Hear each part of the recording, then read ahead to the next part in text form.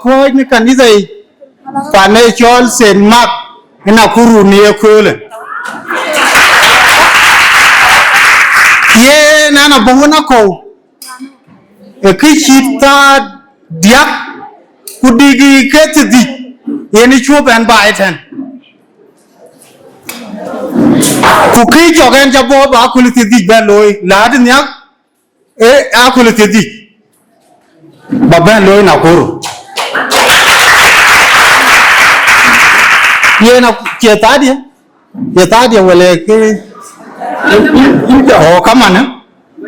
chetadia chani na chi okay yen kini ni jogen chabo kia kor balwel ke wet ko ku yen aber ma nyali akor gien bedile ni piratari nyali yakor gien yen ka yen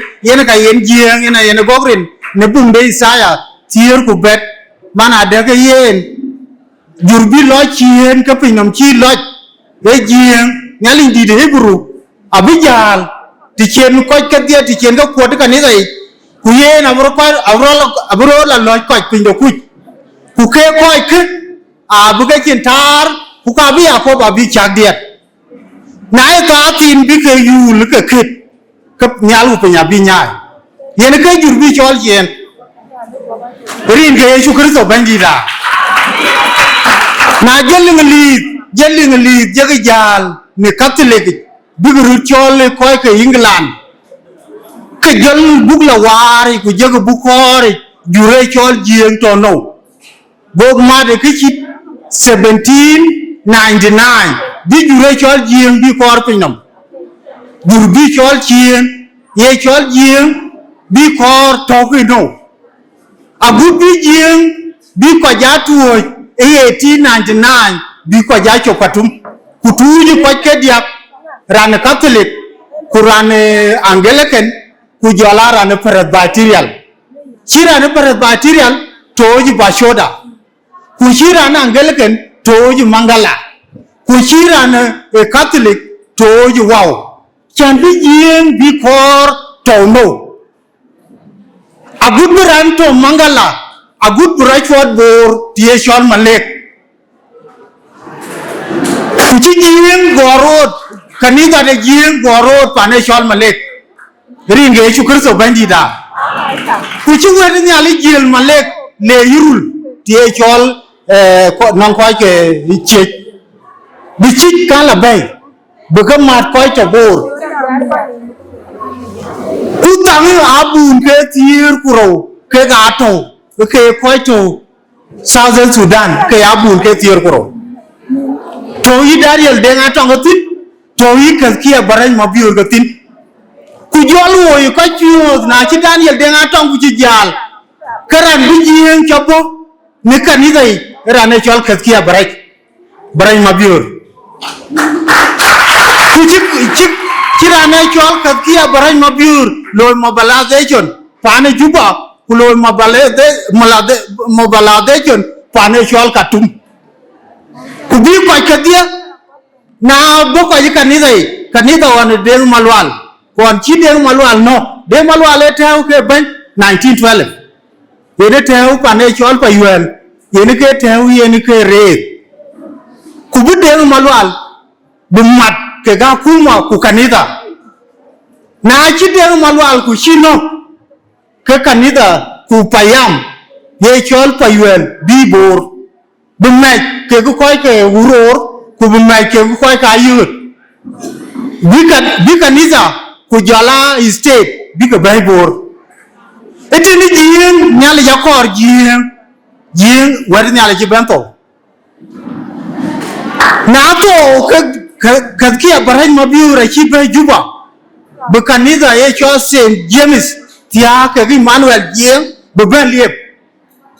ku jot leer wow ku jot bi bor bi malek jewo yi ko tiyo mana de yen kaskia baraj mabiur yen ka bi jien yen ka be bay ayumon koy wan ye koy ka galwala leer chol ye ga chol wadi nyali ja chil a ko ga ka kia baran mabio ina abi ban woi ke masaya gutom ku jola ane chol pol nom rom ekatul kulele kanisa ler Pentecostal ku Garang Anyieth achila pich Pentecostal bogo lwelien kanisa da abugu duog missionary kanisa da abugu duog tinik missionary kichula pich Pentecostal wadi nyali lakin kanisa da abugu pich missionary kanisa mashwar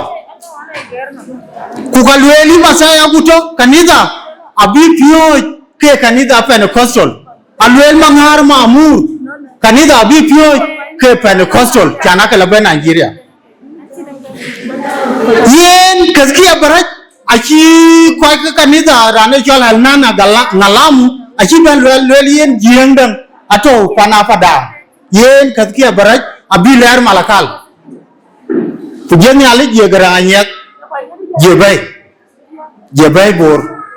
kuten rane chol John Malon Ater achito Garang Anyieth abi ruo ke bichi murumbe injini John Malon Ater now wana ji Garang Anyieth chitao golwel yen abi ja sebedu ke kanisa de mission to one yen god wer nyale yotin ke kanisa de malik man yen bor kujeni ali je kwaj la kor kwaj buto ke Garang Anyieth ran tueng achi John ke le chi bay ke biam men te nong Garang Anyieth achi rane cho Simon nyang mal achi bay ke biam men te nong Garang Anyieth achi rane cho Samuel majung deng matiang achi le du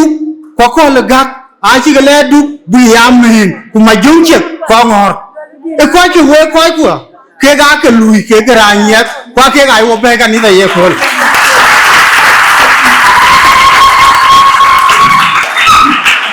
we diar na ya cham kan ni dai we kan ke dai ru ra chi jal kan ni dai ku ye chu kur so chu welcome kan ni dai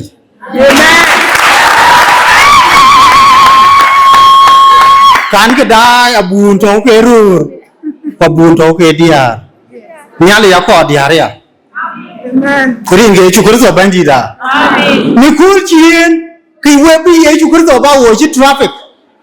aba wo chi ran traffic ku tek dang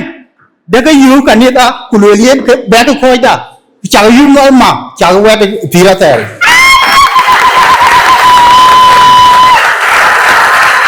chana alwel theology ku le gal panyal ko e kai de pio de Yakoba yene ka bi ko right yene ka bi ke la no pira tel achi no ku yo ku lo pi no ten ti ye wo won yo tu ya ga long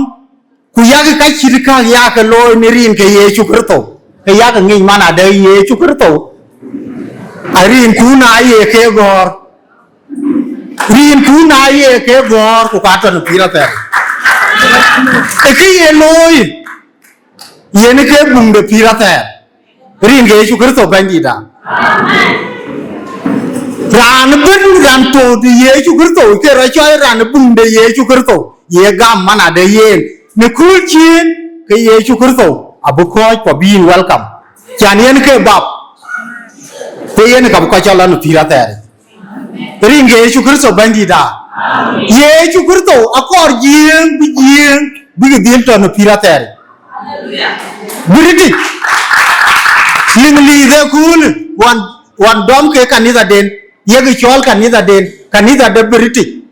achi ban ta ko lum mana de ran ban abdila ko ni theology Quran ban abdil to kanisa ku kanisa abya ku ma bya yi yen kini yen ka bi wet panyal yen ka waja chwat we ko achi we de pire we don we ka waja chi we de pire tari ka waja chi dum e ka waja